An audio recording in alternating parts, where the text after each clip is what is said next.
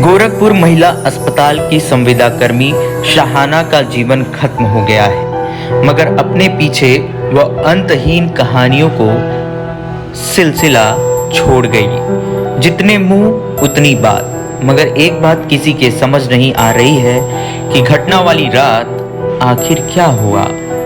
गुरुवार शाम तक सब ठीक था। वह अपने गांव गई और लौट भी आई। आत्महत्या मान भी ले तो फिर ऐसी कौन सी वजह होगी जिसकी वजह से उसने मौत को गले लगा लिया।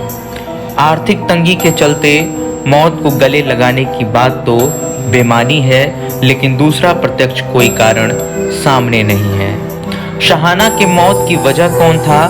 केबीसी में यह सवाल उठे तो विकल्प बताए बिना खेलने वाला यही जवाब देगा कि यकीनन राजेंद्र सिंह। गुरुवार रात से मौत तक उस कमरे में केवल शाहाना, उसका 1 साल का बच्चा और दरोगा राजेंद्र सिंह ही थे। शाहाना की मौत के बाद ही बच्चे के पिता को लेकर चर्चाएं तेज हो गई थी। इसी बीच कोतवाली पुलिस की ओर से बताया गया कि समीर नाम के एक युवक से उसने शादी की थी। समीर कहाँ का रहने वाला है, उसकी शादी कब हुई थी, इसके बारे में अभी कोई पुख्ता जानकारी पुलिस के पास नहीं है। अब पुलिस का दावा है कि दोनों के बीच विवाद खत्म हो गया था और लंबे समय से अलग रह रहे थे। वैसे माना जा रहा है कि समीर पुलिस के दिमाग की उपज है।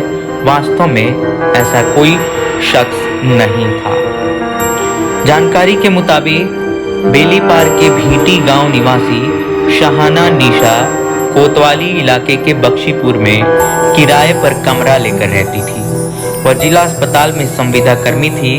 15 अक्टूबर की सुबह किराए के कमरे में फंदे से लटकता उसका शव मिला था। घुटने मुड़े हुए थे, जमीन पर टिके थे। वह इबादत की मुद्रा में नजर आ रही थी। शाहाना का करीब 1 वर्ष का बेटा अपनी मां का शव पकड़कर बिलख रहा था। कोतवाली पुलिस ने जिस तहरीर पर मुकदमा दर्ज किया है, उसके मुताबिक शाहाना से दरोगा के नजदीकी संबंध थे। वह अक्सर शाहाना के कमरे पर जाता था। गत बृहस्पतिवार की रात किसी बात को लेकर दरोगा ने विवाद किया था। इसके बाद शुक्रवार की सुबह शाहाना की फंदे से लटकने की जानकारी मिली थी। इस मामले में दरोगा की भूमिका संदिग्ध है। इस पर कार्रवाई की जानी चाहिए।